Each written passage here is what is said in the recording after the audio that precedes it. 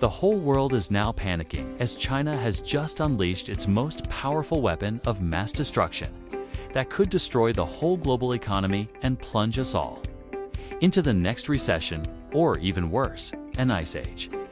But what is this mysterious weapon? Well, we can actually find the answer in the Bible. It says, "He who controls the supply of metals controls the whole world." And that is exactly what China is doing right now.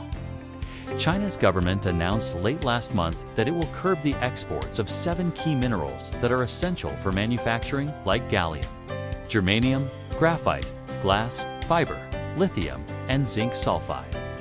But these are not just any ordinary minerals. They're the fundamental building blocks of modern technologies. For example, gallium is used to make semiconductors and solar cells. Germanium is used to make fiber optics and infrared detectors. Graphite is used to make batteries and steel. Glass fiber is used to make computer chips and circuit boards. Lithium is used to make batteries for electric vehicles and other products. And zinc sulfide is used to make screens for smartphones and televisions. Because of how important these minerals are, China has decided to control their export in order to protect its domestic industry and keep these minerals inside of China. So what are the curbs that China is putting in place? Starting from August 2023, the export licenses for these minerals will need to be applied for, which will slow down the export process and increase the cost of exporting. And second, the actual export quotas themselves will also be limited. This means that if you are a company trying to export these minerals outside of China, you will have to apply for a license. And then only if your application is approved by the Chinese government will you be allowed to export a certain amount of minerals. But that amount is going to be very small because China has set the quotas at extremely low levels. For example, China is setting the quota for gallium at just 10,000 tons per year.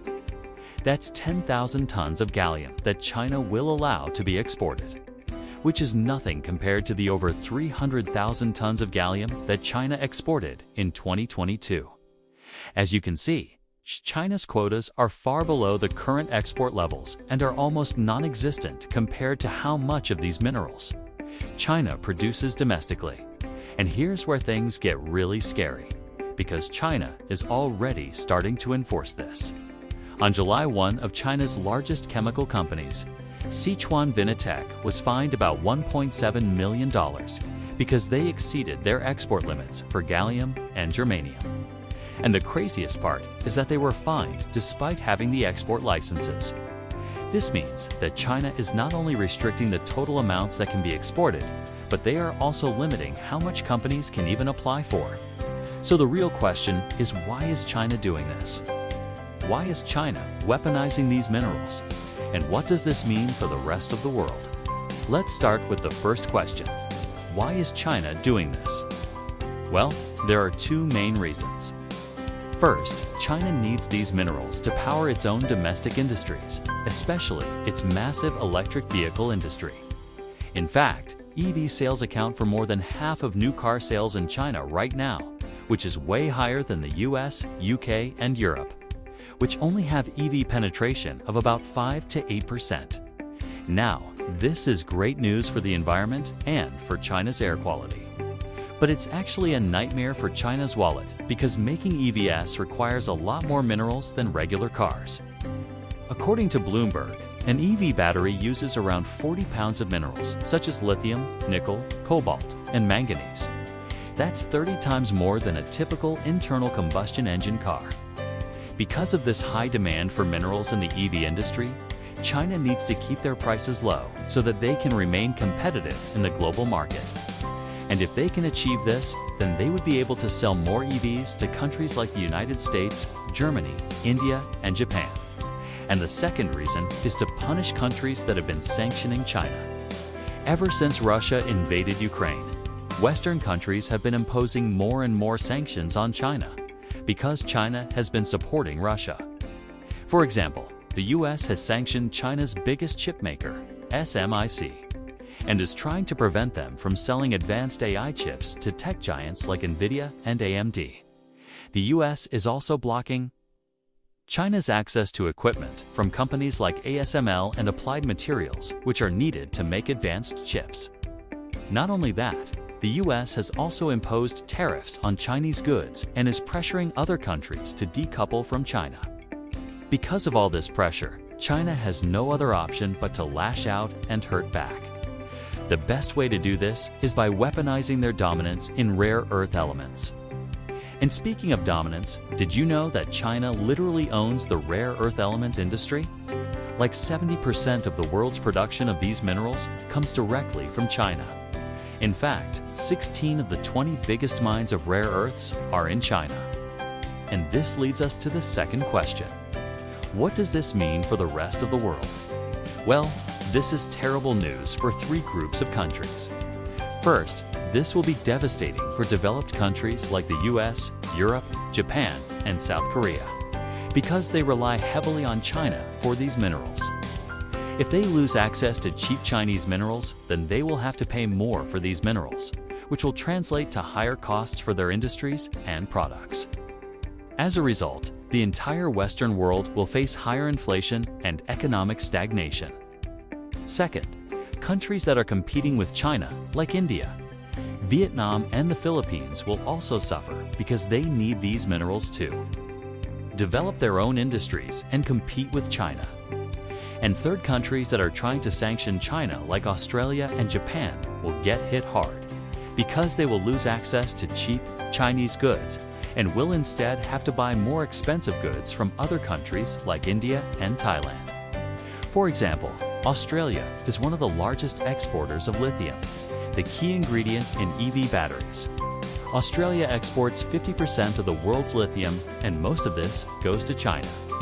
But because of China's export curbs, Australian lithium producers are scrambling for alternative markets.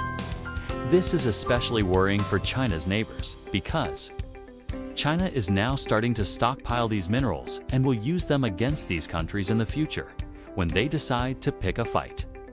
For example, in 2010, Japan was one of the biggest exporters of rare earths. But in 2012, when Japan clashed with China over a group of uninhabited islands in the East China Sea, China immediately stopped exporting rare earths to Japan. This caused prices to spike by 500 to 600% and forced Japan to import rare earths from other countries at much higher prices. And this could happen again if China decides to pick a fight with one of its neighbors. Now, thankfully, this is not happening anytime soon because all of China's neighbors are extremely dependent on China economically. For example, over 30% of South Korea's exports go to China, and over 25% of Japan's exports also go to China. This makes it impossible for these countries to start a fight with China over Taiwan because it would devastate their economies. So in the short term, the biggest impact from China's export curbs will be felt by developed countries like the United States, Europe, Japan, and South Korea. But this doesn't mean that these countries will accept China's bullying. In fact, these countries have already started preparing for this and are trying everything they can to remove their dependence on Chinese minerals. For example, the US is spending $52 billion on the Inflation Reduction Act, which offers tax credits for domestic production of green energy and minerals. This should attract companies to invest in American soil and make the US less dependent on China. Similarly, the EU is investing over 300 billion euros in their own green transition plan called the Green Deal, and countries like France and Germany are offering huge subsidies to bring in companies that produce green energy. These subsidies are so big that even Tesla and Ford are setting up shops in Germany. And this is just the beginning.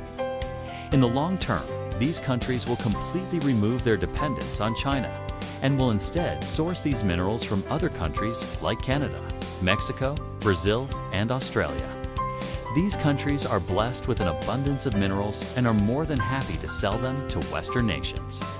Another thing that these countries are doing is stockpiling these minerals. For example, the US has already stockpiled enough lithium to produce 4 million EV batteries.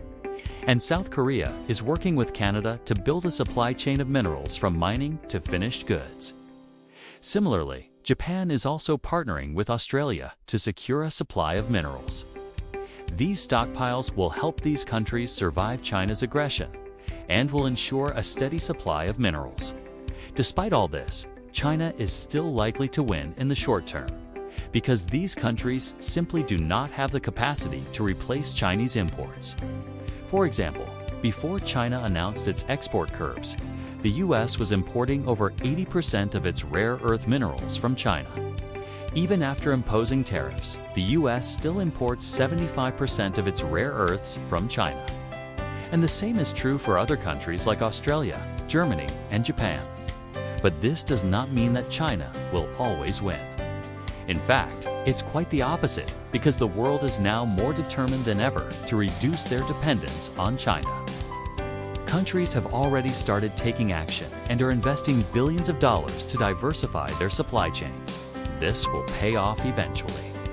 By 2030, the US will be producing 40% of the world's lithium-ion batteries and will import just 20% from countries like China.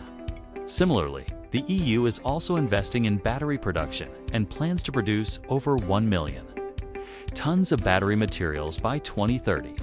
This should help the EU meet 40% of its demand for minerals. So what does this mean for investors like you and me?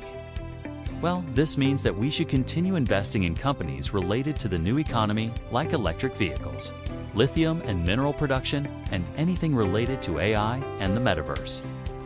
As a general rule, you should always invest in industries that are growing and will shape the future of our world.